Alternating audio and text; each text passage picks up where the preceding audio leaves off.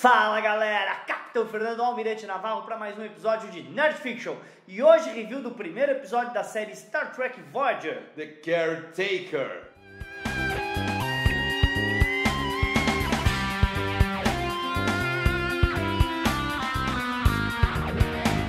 Muito bem, pessoal, estamos de volta para falar de Voyager, porque exatamente há um ano atrás nós fizemos um programa com review da primeira temporada. Não dá exatamente, porque foi em maio.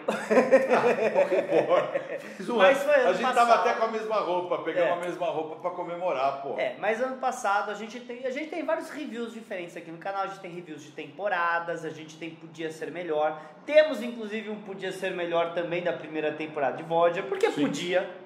Sim, podia. Tá? E a gente então tá fazendo os pilotos, né, de Star Trek, também reviews.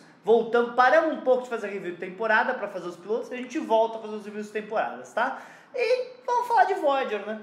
Muito bem, The Caretaker foi ao ar em 16 de janeiro de 1995 e o roteiro dele havia sido feito, o primeiro rascunho, em 8 de junho de 94. Quer dizer, em 6 meses, rascunharam a história e filmaram, cara. Isso é loucura. Em 6 meses você entregou o primeiro draft, fez o call dos atores, construiu os cenários e filmou para ir finalizado ao ar, sendo que você sabe que Star Trek tem muito efeito especial. Em 6 meses, isso é loucura. Você só conseguiu, sabe por quê? Só por um motivo. Foi o piloto mais caro de Jornada nas Estrelas, tá? Na verdade, foi um dos pilotos mais caros da televisão. Eu acho que sim, porque, cara, eles gastaram 23 milhões de dólares em 1994 para 95. É dinheiro que não acaba mais, cara. Por isso que eles conseguiram fazer tudo em 6 meses. Deve ter gasto uma fortuna mesmo. Um piloto sempre sai mais caro que um episódio normal da série, porque você vai criar construir sets,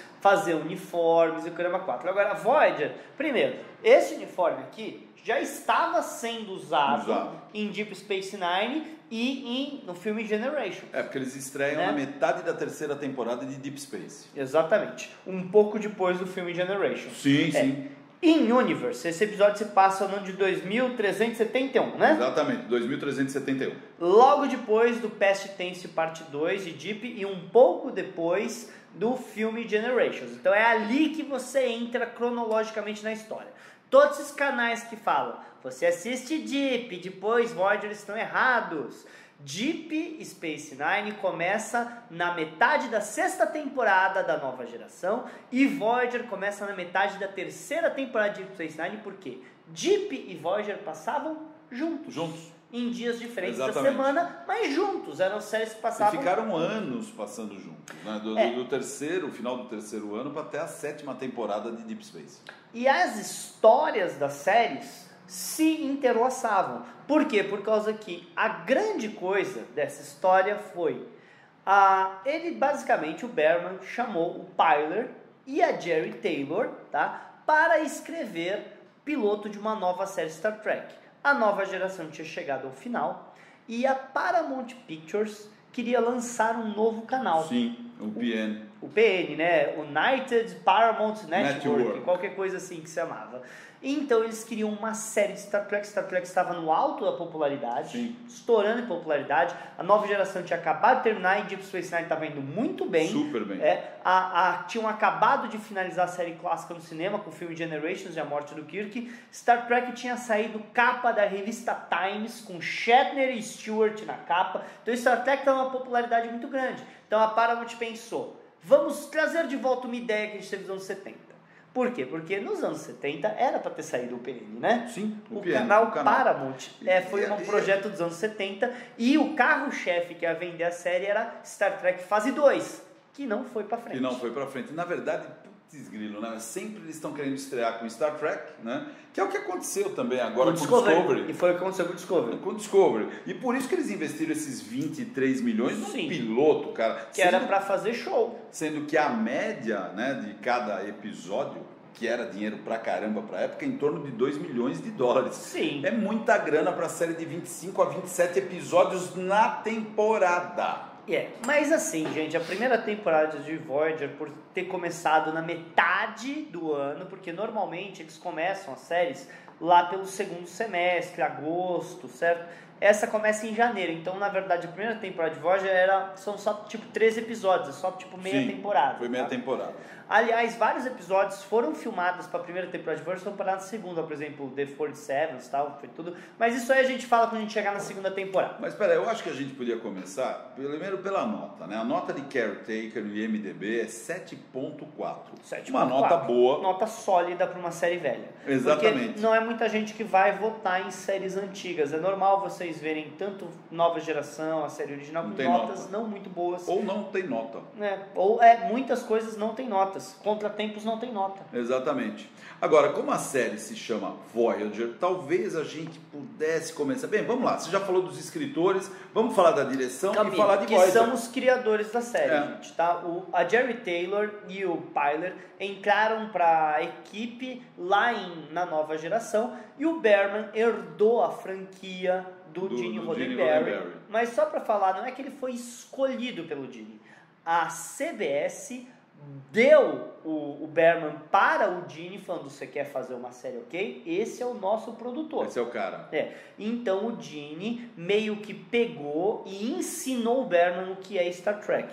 Tanto que falam que o Berman era muito protetivo às ideias do Gene, exatamente por ele ter passado 2 anos ali como pupilo do Gene, e ele não entendia nada dessa Trek. Ele produzia tipo Kids Show, essas coisas tipo Sesame Street. Coitado, mas ele foi malhado na época, hein? Eu lembro que ele foi malhado, o pessoal falava que ele não respeitava, isso por causa de Deep Space. Mas eu vou falar pra você. Mas olha, perto do que tem hoje, ele é fantástico. Não, assim, em termos do universo Berman, eu acho que ele foi bem. Sim. Mas ele errou tanto.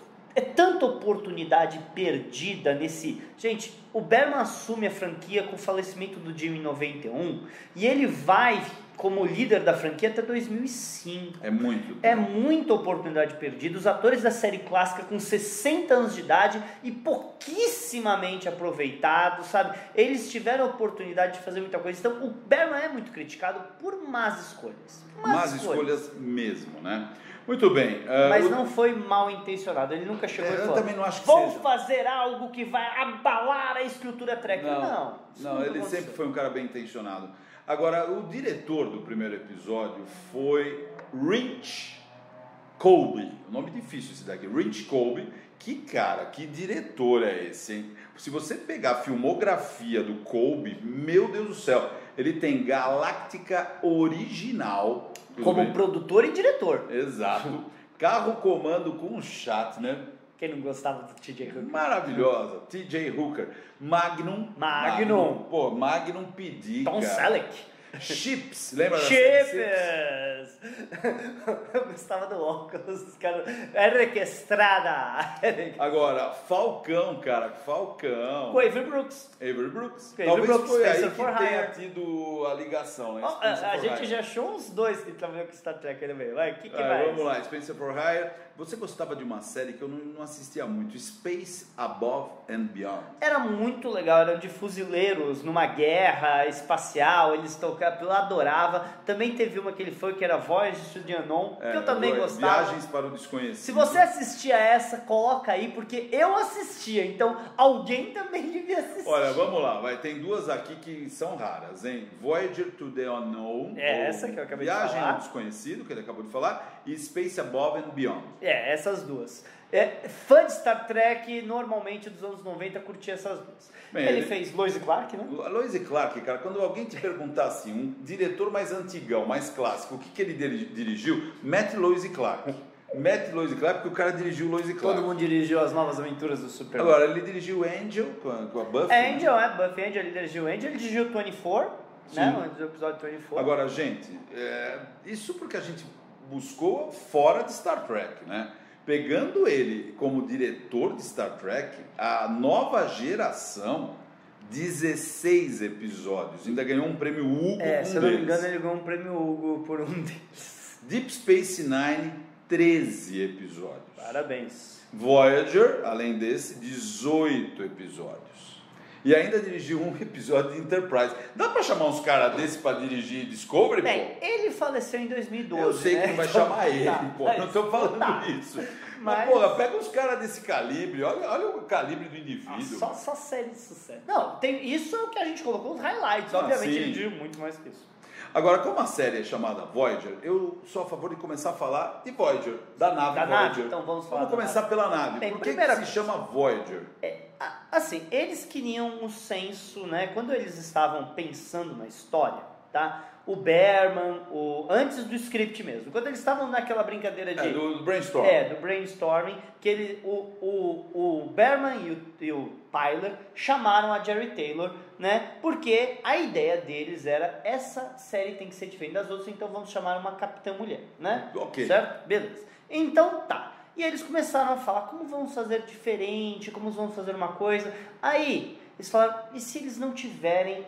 As amarras da frota estelar. Frota. Se eles não têm a frota, uma coisa muito mais, então vamos jogar. Eles falaram que a ideia é: fizemos tantos episódios que o Kill ou outros personagens jogavam eles para Sim. cantos inexplorados, mas no final do episódio voltava. Então a gente quer fazer isso, a gente quer que eles estejam longe.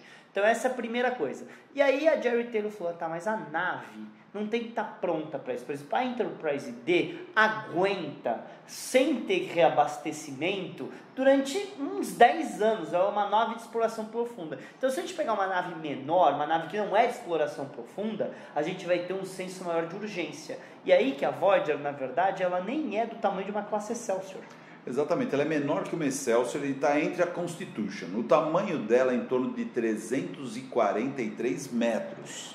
E diferentemente da Enterprise original, que era para 400 pessoas, a Voyager é só para 150. Exatamente, 150 tripulação, que é gente para caramba, né?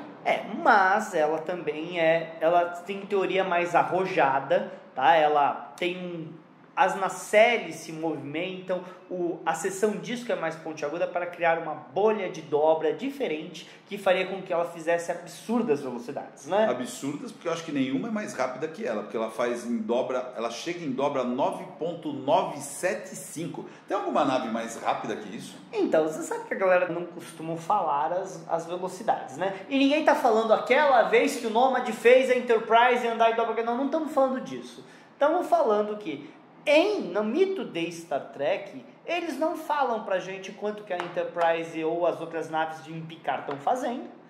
Eles Em evitam, teoria, né? em teoria, tanto a Defiant quanto a Enterprise E faz 9.9. Então, supostamente, a classe Intrepid, tá? Que é a classe dela, é a mais rápida. Quer dizer, é a nave mais rápida até hoje pelo canon. Pelo canon. E outra coisa aqui, eles fizeram uma imbecilidade na 7ª temporada Nova Geração, é falar que o motor de dobra é ruim para o espaço, polui. Isso é besteira. Então, esse motor, que é o motor tipo 9, supostamente não poluiria o espaço para eles poderem andar em altas velocidades de dobra. Foi um conserto de uma besteira que eles fizeram. Muito bem, essa classe Intrepid foi desenhada por Richard D. James, que era o cara que desenhava quase tudo na época. Ele estava desenhando as naves na época, tá? E ele criou o modelo físico original, ele criou o modelo físico. A nacelle foi inspirada nos exploradores. Os Runabout de Deep Space Ele teve Nine. algumas explorações diferentes.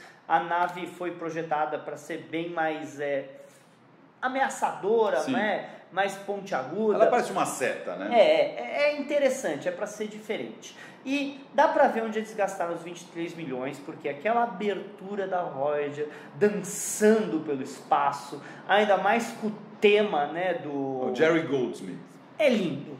É Jerry simplesmente Goldsmith. lindo. Não Então, sei porque eu deixei lá o... É verdade, deixa aí o microfone. Mas de qualquer maneira, é o que você falou. O Jerry Goldsmith fez a trilha sonora é bárbara. E aquela abertura talvez seja uma das mais bonitas de toda a série. Eu gosto muito dela. O Klein tirando isso aí na guitarra é lindo. Nossa, é lindo. Klein tirando essa na guitarra fica muito bom. E então tá todo aqueles...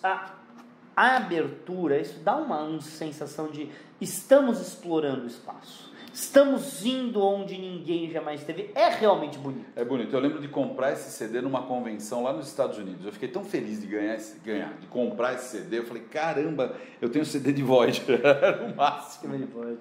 Eu tenho um CD oficial que na época com os temas principais das 4 séries também oficial. Olha que legal. Bem legal. Bem, e agora eu acho que, se você acompanhou a gente até aqui, pô, deixa o seu like, deixa a sua pergunta, deixa o seu comentário, curte, compartilha, entendeu? Isso ajuda muito a gente e eu acho que a gente pode entrar no elenco, né? Temos que falar do elenco na concepção da série, gente. Outra coisa da concepção da série que eu esqueci de falar. Os Maquis. Gente, os Maquis é uma história que começou lá na nova geração, no episódio... Última Missão, Endgame, né? Endgame do... É Endgame? Não, Journey's End. Journey's End, que é Journey's episódio, End, né? não é Endgame, Journey. Journey's End, final. que é um episódio de Wesley, né? Sim. Que tem a tribo dos índios lá, por quê? Por causa que os Cardassianos e a Federação teriam feito um tratado, tudo bem? A partir desse tratado, a gente vai ter em Deep Space Nine os Maquis, certo? Um episódio duplo da segunda temporada chamado Os Maquis, que a gente vai descobrir que os Maquis rejeitaram o tratado e estão lutando contra os Cardassianos. Então, essa série tem um ponto de partida desse ponto mais ou menos. É um grupo, o Chakotay, certo? Ele lidera um grupo de Maquis que está lutando contra os Cardassianos. É bem nobre, na verdade. E a ideia é que esse grupo, eles colocaram os Maquis nessa história por quê? Porque eles queriam conflito. O Gene impedia de conflito. Em Deep... Vamos devagar. O Gene Roddenberry nunca gostou de conflito dentro de nave. Não, de maneira alguma, porque a tripulação tem que ser uma família, certo? Como era a nova geração, por exemplo, certo? Aí quando você vai para Deep, como eu vou fazer conflito? Aí eles estão trabalhando com o pessoal dessa raça aqui, então você cria conflito. Como eu vou criar conflito em Voyager?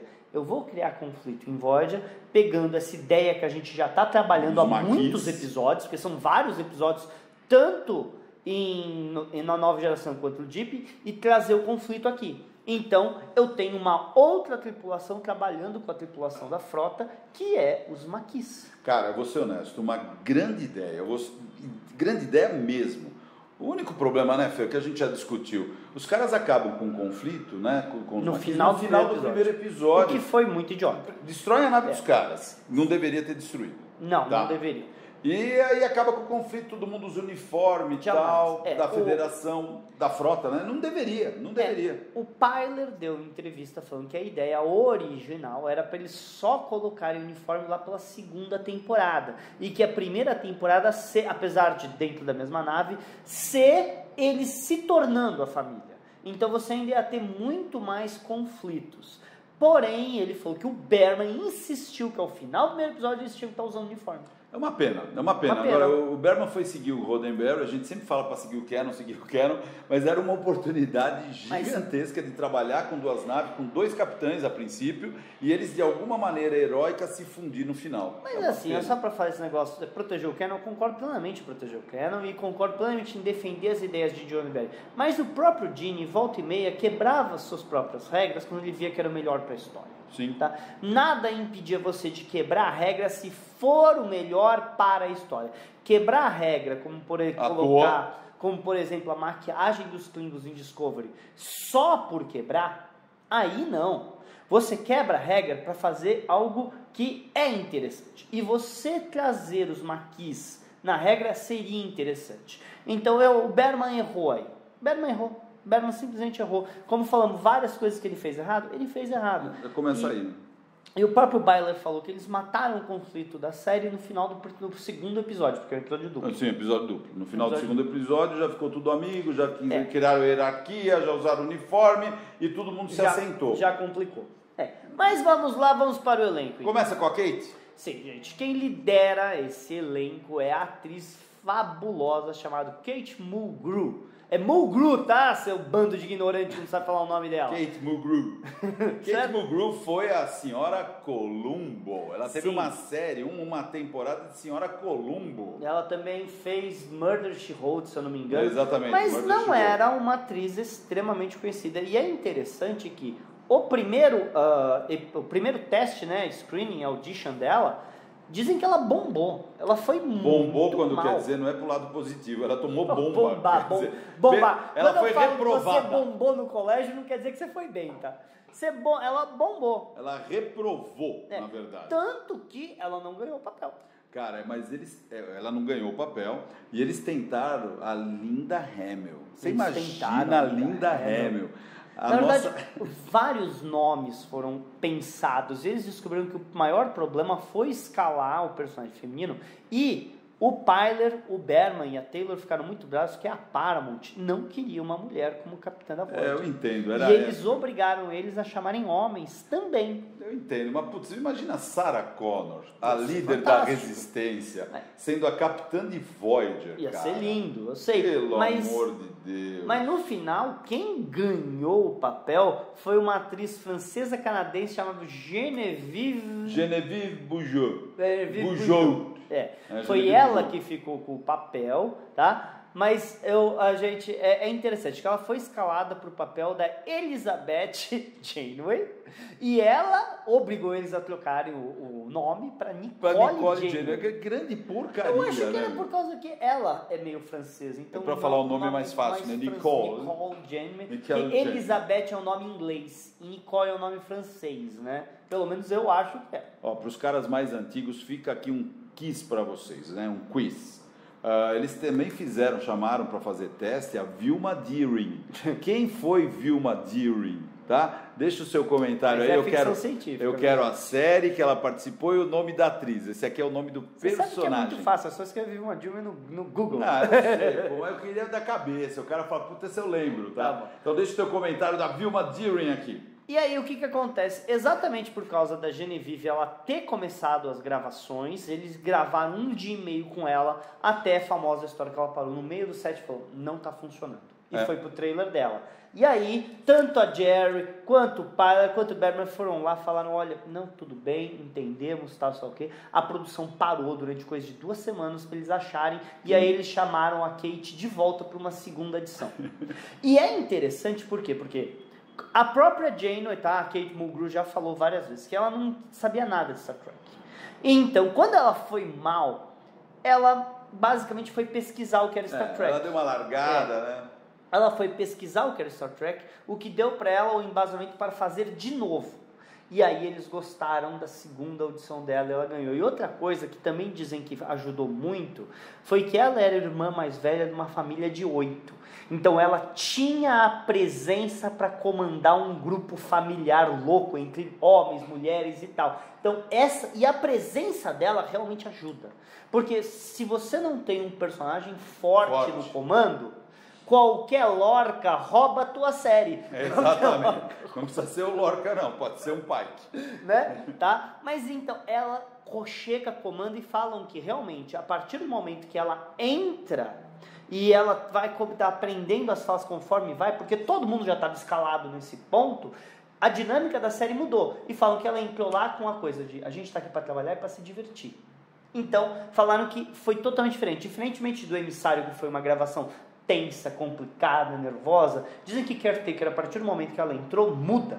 E o próprio Berman já falou, olha, melhor a Genevieve ter deixado a gente em um dia do que a gente ter perdido 2 semanas e ela ter falado, então, melhor agora. E, supostamente, ninguém ser obrigado. Exato. Sabe que tem no YouTube, procura a Genevieve fazendo Voyager. Provavelmente esse momento eu já coloquei aqui na cara deles. Provavelmente esse momento eu já coloquei aqui. Muito bem, então vamos para o segundo em comando, que na minha forma de ver seria outro, mas Robert Beltran. O Robert Beltran é um ator mexicano, né? Americano-mexicano, né? Descendência mexicana. E eles usaram isso de escalão mexicano exatamente porque eles queriam explorar os nativos americanos. Eles queriam jogar luz no problema dos nativos americanos. Uma pintura e tal. A tatuagem dele, né? Que seria ele... A tribo dele seria os descendentes dos maquis, que seriam os índios que a gente viu lá em Star Trek, a nova geração. Então na história, o pai se vira contra a Federação, ele era um oficial da Frota Estelar nessa época, e quando o pai morre na luta com os Cardassianos, ele sente que ele tem que assumir o lugar do pai. E é por isso que ele é o líder de uma célula Maquis na guerra dos Maquis contra os Cardassianos. Só para não deixar de falar o nome dele é o Chakotay, o personagem Chakotay. Mas assim, eu vou falar para você aqui. Eu sempre achei genial eles terem escalado o Beltran. Acho um ótimo ator. Eu gosto também. Eu sempre achei muito legal. O Beltran, sabe o que ele fez? A única coisa famosa que ele fez ele fez um com o Chuck Norris. E o Chuck Norris, ele era tipo o policial novato que tem que ser o parceiro do Chuck Norris. O Chuck Norris não quer ele. A única coisa que ele tinha feito sucesso ele participou de um Miami Vice. Miami Vice, ok. Participou de Lois e Clark. Todo mundo fez Lois e Clark. Quem não vai? Todo mundo fez Lois e Clark. É isso, cara. Mas eu acho que falta um punch nele, cara. Falta. Dizem que a tatuagem que ele tem na cara é porque o Chuck Norris olhou tão bravo pra ele que marcou. É o Chuck Norris, né?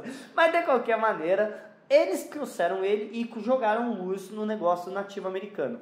Hoje, o nosso amigo revisionismo histórico fala que ele é um estereótipo índio, isso, aquilo e tal. Gente, homenagem 95, gente. Poucas séries estavam trabalhando com uma coisa dessa, como trazer um ator de descendência mexicana para explorar os povos pré-colombianos. Pô, a gente tinha que estar comemorando isso e não olhando, ele tudo sempre que é coisa dele. E ó, eu concordo que ele fica meio preso no negócio do guia animal, tá? É meio mala. Às vezes é meio mala. Mas não é meio mala porque tá errado ele ter isso. Foi mal porque às vezes não foi bem escrito na história. É, mal escrito, coitado. Tá? Mas não porque a ideia do personagem foi ótima. Maravilhosa. Também acho. E o terceiro em comando? O terceiro em comando é o Tim Russ. Tim Russ foi o Vulcano da série. Né? Isso. Vulcano interessante. Mais de 100 anos de idade, o que faz com que ele possa ter vivido a época da série clássica, né? Exatamente. Isso vai ser explorado mais pra frente.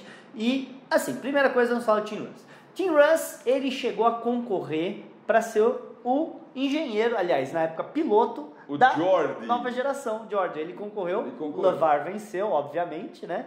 Ele também foi um terrorista no Starship Mine, se eu não me engano, era o nome da Starship Mine, aquele que é o duro de matar, né? Que o Picard vira o duro de matar, o Bruce Willis. Tem terroristas na Enterprise D e ele faz... E o mais engraçado é que o Picard derruba o Tuvok com o aperto vulcano, então. O cara que ia ser um vulcano levou um aperto vulcano. Exatamente, foi aí que ele aprendeu. Ele aprendeu o vulcano com o Picard. Mas ele é mais famoso por ter sido um oficial de ponte da Excelsior. Não, da Excelsior não, desculpa, da Enterprise B. Enterprise B, da capitão do Harriman, ele tava lá, então ele tem toda essa história aí por trás. Mas vamos lá, qual é o personagem mais clássico do Tim Russ? Ele tem Gente, vocês já viram Spaceballs? Ou, como brilhantemente foi traduzido, SOS, tem o Louco Solto no Espaço. Louco Solto no Espaço, do Mel Brooks. Tem uma cena que o Mel Brooks, ele manda o Darth Vader, que é o Rick Moranis, passar um pente no deserto para achar... Passar um pente no deserto, pô. Ele é um dos soldados que está passando um pente no deserto. E ele meio que, quando apontam para ele, perguntam, achou alguma coisa? Ele manda o We ain't found... Não posso falar a coisa. É uma piada muito legal do Spaceballs, é ele, famoso por isso, tá? Mas outra coisa interessante é que originalmente ele não era o chefe de segurança. Originalmente ele era o engenheiro-chefe. Era para ele ser o engenheiro-chefe da nave. Olha que interessante. E a gente não vai falar dela agora, depois mas a Roxana a gente fala. A gente fala. Agora, olha, o próximo que foi caindo na hierarquia, ele era para ser o segundo na hierarquia, ele era para ser o segundo. Atrás da Kate Mulgrew. Tá? E ele foi caindo, aqui a gente já está dando ele como quarto, isso porque ele está no Caretaker. Porque ele é o quarto na hierarquia de comando da nave. Mas originalmente quando escreveram o script, ele era o segundo personagem principal depois da Janeway. Robert Duncan McNeil, o famoso Tom Paris. Bem, primeiro, gente, o Duncan McNeil, ele fez uma carreirazinha interessante, ele tinha feito Contratempos, ele tinha feito He-Man e os Mestres do Universo com Courtney Cox e Dolph Lundgren. Muito bom, Dolph Lundgren. Mas ele já era conhecido dos produtores porque ele interpretou o Rick Locarno no episódio First Duel da 5ª temporada da Nova Geração. E quando eles escreveram o papel, eles pensaram, queremos o Rick Locarno. Queremos o Rick Locarno e o Robert Duncan McNeil no papel. Sim. Então, foi projetado para ser o Nick Locarno, que eles queriam dar uma redenção pro Nick. Mas, no final das contas, aí é complicado dizer quem está falando a verdade. Alguns falam que o Berman falou que o personagem era irredimível. Porque o que ele fez no episódio primeiro, Dever, seria imperdoável. E aí, então, eles não iam usar o Nick Locarno. Chegaram a fazer audições para o papel, falando que queriam alguém ao estilo Robert Duncan McNeil. O que o Robert Duncan McNeil falou: como vocês querem alguém estilo eu? Se eu existo. Contrata eu. Tá? E eles descreveram como um mix entre um Han Solo e um Capitão Kirk. Tá? Mas quando eles foram, no final das contas, eles acabaram chamando o McNeil para fazer o papel, e o McNeil era o melhor. Mas aí que vai. O McNeil fala que, na verdade, não foi porque o Nick Locarno era... Ele falando numa convenção. Você já foi numa convenção, você já conheceu. Qual a ele, explicação dele? Tá? Gente, o que acontece numa convenção? Você quer conversar mais com um ator? Você compra alguma coisa dele, Exato. Você tem um tempinho para comprar. E eu comprei uma Delta Flyer, pedi para ele autografar, além de eu ter ido tirar foto com ele, outras coisas, pegar autógrafo aqui e ali. Então a gente tem um pouquinho mais de contato, né? E pelo que ele fala, na verdade, eles não queriam pagar, porque o escritor do episódio First Duty teria que ganhar dinheiro toda vez que o Locarno aparecesse. Entendi. Então eles não queriam ter esse gasto por episódio. Então era mais interessante você criar um novo personagem. Tendo dito isso, ele fala o seguinte: que o Nick Locarno é uma péssima pessoa que aparenta para a sociedade ser uma boa pessoa. O Tom Paris é uma ótima pessoa que aparenta para a sociedade ser uma péssima pessoa. Então ele fala que ele interpretou os dois. Agora, me conta uma coisa, ele foi caindo, a cada temporada ele foi diminuindo de importância. Ele foi minado nos roteiros pelo Rick Berman? Eu não sei bem o que aconteceu, mas você realmente pode ver que a importância dele vai caindo. Vai caindo brutalmente. E ele é difícil dizer, porque eu sempre gostei do personagem do Tom. Eu também. O Tom, pra mim, sempre foi um ótimo personagem. A história do Tom Paris, ele era o filho, né, de um almirante da frota, que se forma, basicamente, ele tem um problema, pessoas morrem sobre o comando dele e tal, o que faz com que ele seja expulso da frota. Ele, sem saber o que fazer, ele vai para os maquis. Ele é preso logo na primeira missão do maquis, e para dar um jeito na sentença dele, ele entrega um monte de gente. E é por isso que o grupo do Chakotay não gosta dele. Odeia ele. Porque ele entregou, para ter uma redução de sentença, ele fez uma delação premiada. Exatamente. Né? E aí, a Janeway, sabendo que ele conhecia a célula do Chakotay, que a missão dela era descobrir o que aconteceu com a nave lá, que estava nas Porque ela queria resgatar o Tim Russ. Ela tinha que achar o chefe dela, o Tuvok, que estava infiltrado na nave dos maquis.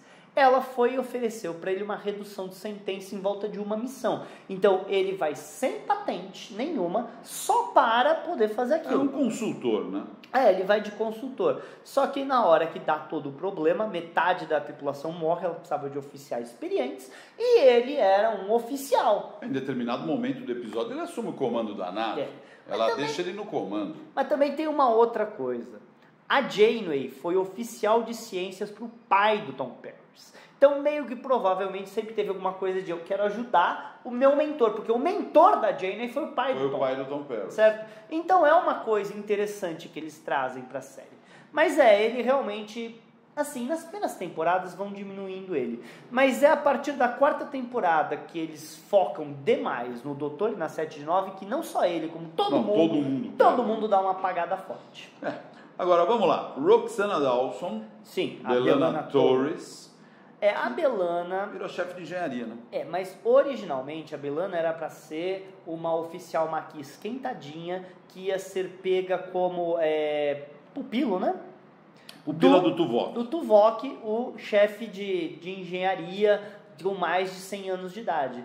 Eles decidem tirar o Tuvok dali e jogar ele como chefe de segurança, o que dá um contraste muito interessante, que em vez de você ter o canhão de chefe de segurança que era o Worf, né, você tem um chefe de segurança vulcano que pensa, certo? E colocou de explosão a chefe de engenharia. que é um perigo, né? Que é um perigo. E na história da Roxana Dawson, que ela chegou a fazer SOS Malibu, Sim. na história da Roxana Dawson, né, da personagem da vilana, ela era um híbrido humano Klingon, que fez a academia da frota, estava indo muito bem na academia da frota, mas ela falou, quer saber? Não gosto da maneira da frota, não gosto disso, saiu embora. Pé da vida, não sabia o que fazer da vida, encontrou os Maquis, se uniu ao grupo do Chakotay e foi tipo o braço direito do Chakotay durante anos. Agora, durante a série mostram que ela é um gênio de engenharia, né? Sim, é um gênio. Ela vai ficando cada vez mais genial, ela vai ficando super mega genial. Mas nesse primeiro episódio mal mostram isso. Mal mostra. Mal mostra. Ela nem tinha isso, né, no primeiro episódio. Isso.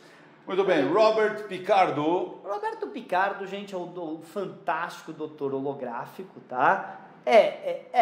Gente, primeira coisa, a inspiração para o personagem do doutor holográfico veio do professor Moriarty da nova geração. Sim. Né? A ideia do doutor holográfico, senciente e tal. Era para, eventualmente, ele assumir o nome de Dr. Zimmerman, porque era o nome do criador dele. E originalmente eles tinham pensado no Regis Barclay interpretar. Por quê? Era para ser o doutor desenhado pelo Regis Barclay, a imagem do Regis Barclay. Era para ele, eu lembro, eu esqueci o nome dele, ele era do A-Team. Ele é do A-Team. O Barclay, eu esqueci o nome do ator. Era para ele interpretar. Depois eles decidiram que não, o Dr. Zimmerman, vamos achar um ator. O Roberto Picardo, que a única coisa que nesse ponto ele tinha feito de fama era o professor de educação física do Kevin Arnold em Anos Incríveis. Sério mesmo? Kevin Arnold, Anos Incríveis. Hoje tá aparecendo coisa. Mas me conta uma coisa, ele já não estava em Stargate nesse período? Não, o Stargate vai demorar muito. Isso aqui é 95. Ele vai entrar pro elenco de Stargate lá pro 99. Putz, grilo, que ele em Stargate ele arrasa também. O primeiro episódio de Stargate é 97. Tá certo, tem Mas, razão. tipo, o Picardo, né, ele ganhou o papel pelo seguinte. Conta a história que você estava numa convenção. Eu também conheci o Picardo. Mas, basicamente, o que dizem é o seguinte. Ele estava na audição, ele leu o papel e ele tá bravo porque ficam deixando ele ligado e apagando a hora que ele quer, porque ele é o médico holográfico, né? E aí ele meio que fala, eu sou um médico, não uma lâmpada. E isso foi dele. Ele falou a famosa frase do McCoy. E ele ganhou a galera ali. A partir daquele momento, ele falar a frase do McCoy entrou na ideia de que eles basearam o programa muito na personalidade do McCoy. Quando Esse eles é o faziam, máximo, entendeu? né? Então foi muito bom, funcionou. E é um brilhante ator brilhante. Eu acho ele fantástico também, fantástico. Tanto que é um dos personagens desse primeiro caso, que é o personagem desse primeiro elenco, que mais ganha espaço na série. Mais ganha espaço. Ele se mantém e vai aumentando o espaço. Vai crescendo. Tanto que chega em algum ponto que é a série do Doutor e da Capitã e da Sete. Chega um ponto que vira isso. São só os três, né, meu? Só os três trabalham lá.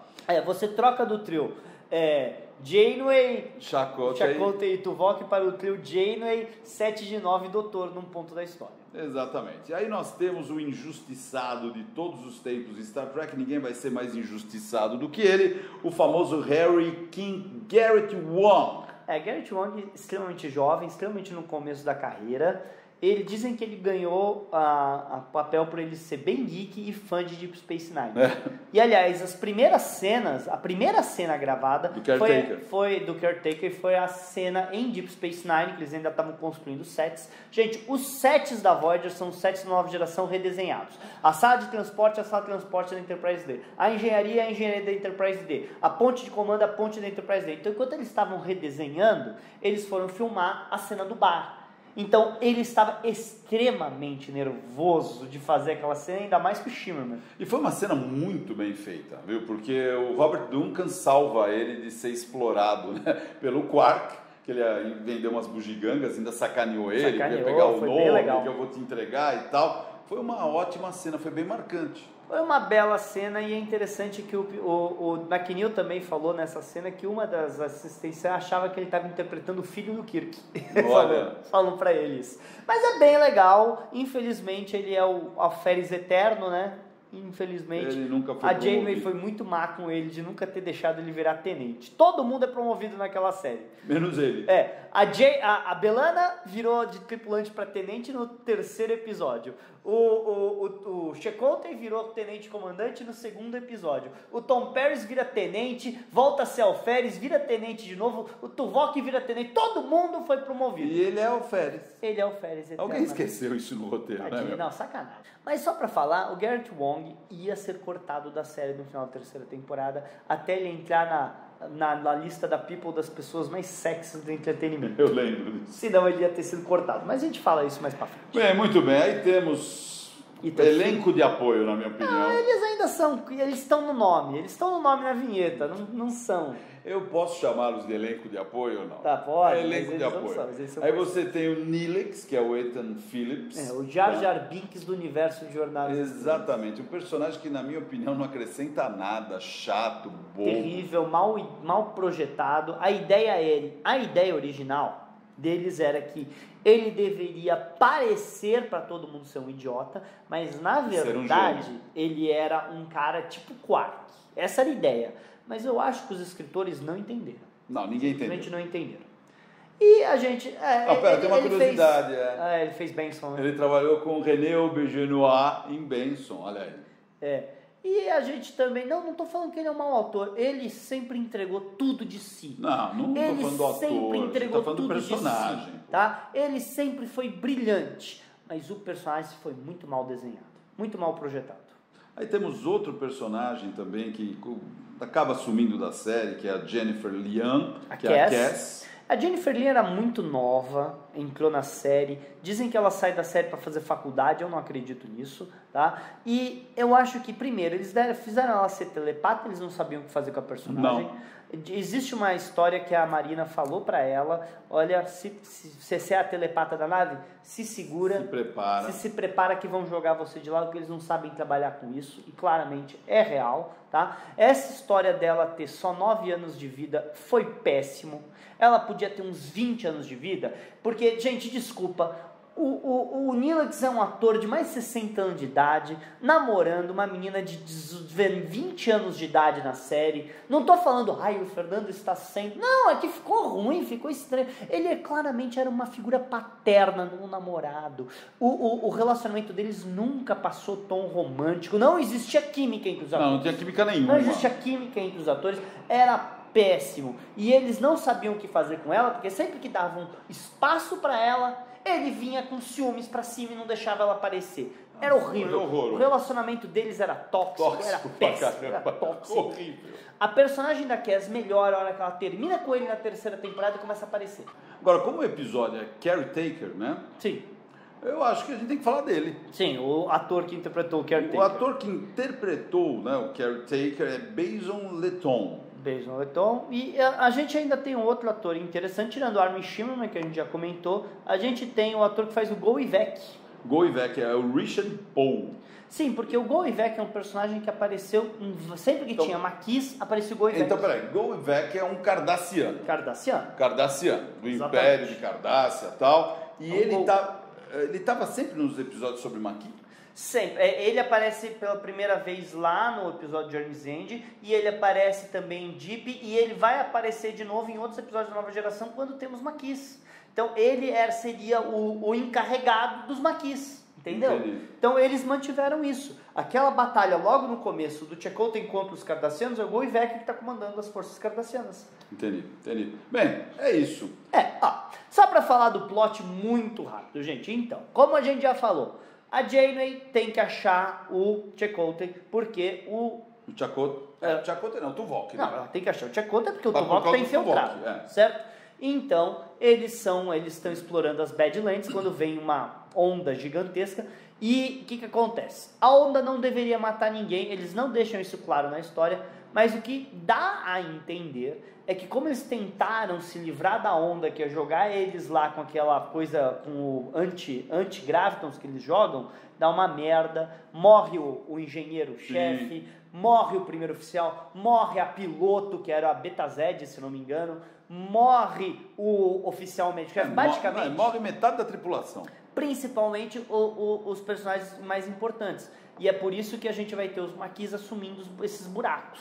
Né? Senão você não tinha porquê, né? Exato. Tanto que, como a maioria dos oficiais principais da Janeway morre, ela precisa que o Tom tome a frente e o Harry King, que era um alferes. Ela precisa que esses caras tomem a frente ali dela, até ela conseguir o Tuvok de volta, né? Sim. Dos Maquis. Aí eles vão, olha, o episódio vai indo muito bem. O episódio vai indo muito bem nesse ponto, vai indo muito bem. Eles chegam lá, Caretaker, mistério, o que está acontecendo aqui? Eles vão, de repente eles chegam no planeta dos Ocampa. E aí meio que o episódio dá uma travada. Os Ocampa são... Os Ocampa são...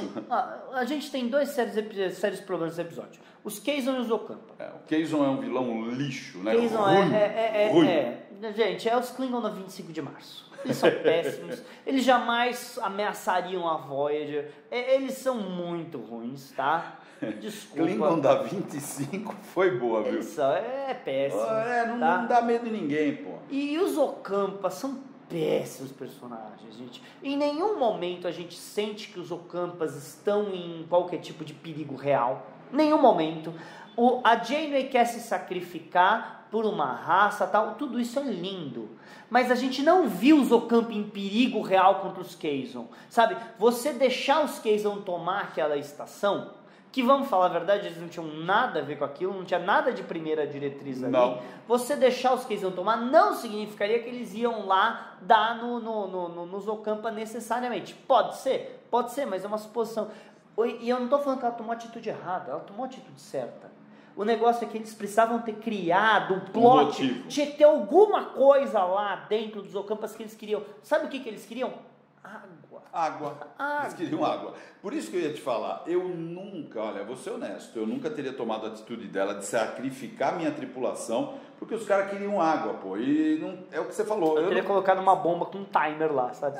Então, eu não ia sacrificar a tripulação de jeito nenhum. E você sacrificaria? Eu acho que ela tomou a atitude certa do jeito que estava, mas o negócio é que a pressa dela para resolver tudo ali, que eu acho que foi o problema, porque eles já tinham destruído a nave do Chakotay, mas eles estavam segurando a briga lá e tal. Eles chegaram na estação, a estação tinha tecnologia. Não dava para achar alguma coisa para jogar os Kazon para ponte para ele. Vamos estudar esse negócio aqui para ver como fazer para voltar para casa. Antes de destruir, né? E podia destruir a estação. Quem disse que não podia destruir a estação? Mas só com torpedo, não tem outra maneira de destruir a estação. Pô, as naves têm timer. Quantas vezes eles já não botaram a nave para destruir com 5 minutos de atraso e tal? Você bota a nave para destruir com 1 minuto de atraso, sei lá, 30 segundos. É complicado isso. E de boa, é um erro da história. Foi uma história feita às pressas. Eu também acho. Uma história feita uma história que o cara queria mais ação e atropelou a lógica. Mas assim, a batalha em si é boa. A batalha final em si é boa. Tudo bem que eu tenho problemas com... Ela bota o Tom Paris para comandar a nave e ela sai fora. O lugar do capitão é na cadeira de capitão. Mas você encontra... Tenho problemas com isso. Você encontra os caras lá, como é o nome deles? Os vilões aí. Sim, os Kazon. Os Kazon. Parecem uns mendigos no planeta que estão atrás de água. É difícil acreditar que aqueles caras são qualquer tipo de ameaça pra Voyager. Entendeu? Aí você fala, porra, mas não tem condição. Eles fugiram dos caras em 2 segundos lá. Deram nó nos caras. Porra. É complicado, é bem complicado. Fernando, eles chamaram reforços, isso, aquilo, outro. Mas, gente, eles não tinham nem tecnologia de teletransporte. Não eles não tinham, acho que eles nem raio trator tinham, não lembro se tinha também. Eles eram muito fraquinhos.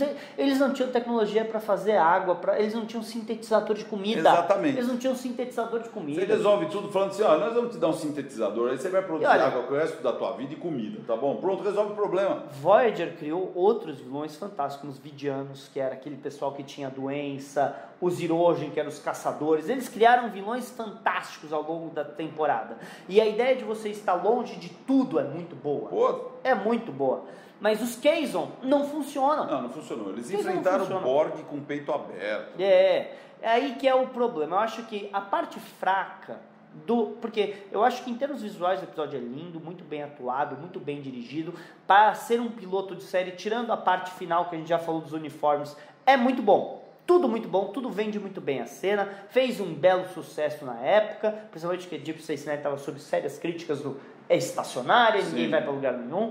Fez sucesso na época, ainda mais para um canal fraquíssimo como é o PN, mas os Kenzos não entregam, os Ocampas não entregam e o Neelix é irritante.